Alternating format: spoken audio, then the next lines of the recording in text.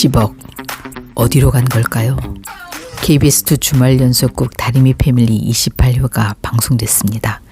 어느새 중반을 넘어 결말을 향해 달려가고 있는데요. 이 드라마는 모든 사람들이 관심 많은 돈을 둘러싼 이야기라 매 회마다 긴장감과 궁금증을 자아내며 시청자들을 매료시키고 있습니다. 과연 이 모든 사건의 끝은 어떻게 될까요? 오늘은 예고 영상을 바탕으로 29회 예상 스토리를 이야기해 볼까 하는데요. 물론 이 이야기는 예고 방송에 저의 상상력이 더해진 거라 본 방송과는 다를 수 있습니다. 구독과 좋아요를 부탁드리면서 29회 이야기 시작하겠습니다. 지난 28회 엔딩은 다리미와 차리미가 돈을 내놓지 않으려는 미연을 억지로 끌고 돈을 숨겨둔 지하철 무인보관함으로 갔는데요. 그런데 예상과 달리 그 안은 텅 비어 있었습니다. 이게 어떻게 된 일일까요? 누가 이 돈을 가져갔을까요? 이 상황에서 저는 두 가지 가능성을 염두에 두고 생각해 봤는데요.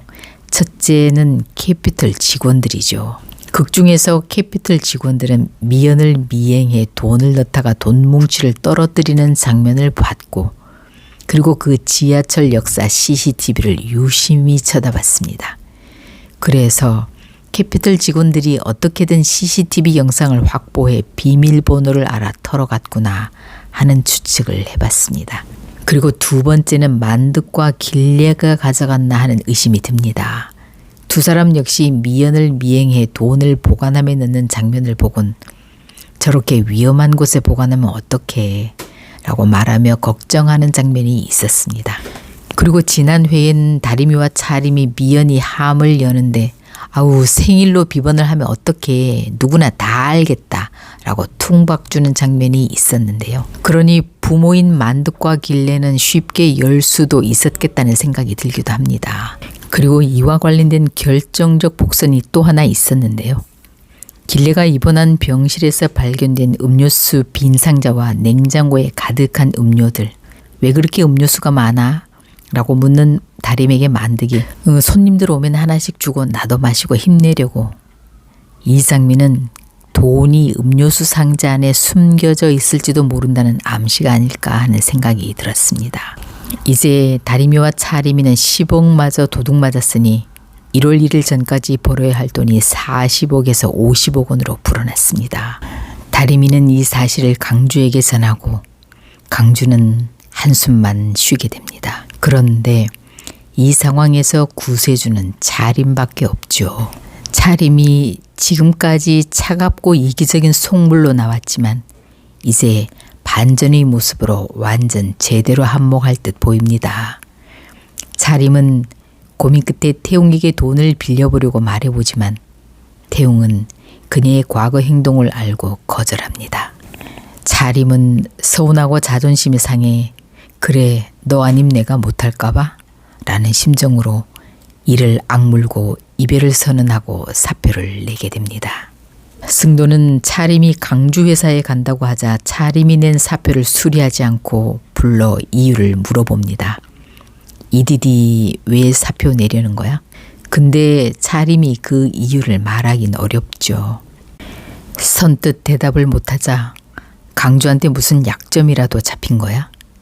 승도는 혹시 이디디가 가기 싫은데 억지로 가는 건 아닌지 슬쩍 떠봅니다. 한편 태웅은 자꾸 승돈과 봉희를 엮어주려고 하는 것 같은데요. 지난해 봉희가 지금 힘들다는 이야기를 승돈에게 하면서 가서 위로해 주라고 은근 부추기고 있습니다. 그러나 이 점은 시청자들에게 받아들이긴 좀 힘든 장면이죠. 현재 지연과 살고 있는 상황인데 이건 말이 안 되죠. 제 생각엔 승돈이 봉희랑 이어지긴 좀 힘들 걸로 보입니다. 지난번 강주가 다리미한테 아버지 되찾아서 엄마 옆에 둘 거라고 엄마 아직도 아버지 사랑한다고 말하는 장면이 있었습니다. 아마 승돈이 봉희에게 이성인 듯 친구인 듯 아슬아슬하게 보여주다가 결국 친구로 남을 가능성이 커 보입니다. 만일 봉과 승돈이 이어지면 강주와 다리미가 자연스럽게 이어지긴 힘든 상황입니다. 우리 엄마가 뺏긴 남편을 장모가 낚아챘다는 상황이 되면 말이 안 되잖아요. 무림은 현재 자신의 직업적 소명과 가족의 사이에서 갈등하고 있는데요. 더구나 이제 장모인 미호까지 뭔가 낌새를 챈 것 같아 하루하루가 가시방석입니다. 그러나 어쩌면 무림이 그만두지도 않고 가족도 지킬 수 있는 방법을 강주가 마련해 줄 수도 있을 듯 합니다. 지난 회 집으로 찾아온 지연과 강주의 대화에서 엄마가 100억의 주인이라는 증명을 어떻게 할 거냐는 아들의 질문에 지연은 할아버지의 유언장이 있다고 답합니다. 29회에서 강주는 그 유언장이 없다면 엄마가 100억 주인이라는 증명을 할 수 없으니 경찰에 신고하지 못할 거란 생각에 그 유언장을 훔쳐 숨기게 됩니다. 현재 봉인은 길레가 퇴원하면 혼자 경찰에 자수할 생각입니다. 그게 아들과 가족을 살리는 길이라고 생각한 거죠. 이 장면으로 드라마는 자식을 위한 사랑이나 가족을 위한 희생을 보여주고 싶었겠지만 극중 봉이가 남의 돈을 훔친 범법자인 상황이라 잘 받아들여지진 않고 있습니다. 지난 회 강주는 승돈에게 맞서며 차림의 사표를 수리하라고 요구했죠.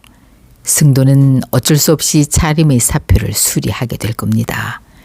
현재는 태용이 강주 차림과 등을 지는 듯 보이지만 결국은 모두 함께 잘 화해할 겁니다. 지난번 헬스장 사우나에서 만난 태용에게 강주는 아버지 옆에 같이 서 있자. 너무 열심히 하지 말고 나 밀어내지 마 라고 했는데요. 이 말이 복선이 아닌가 생각합니다.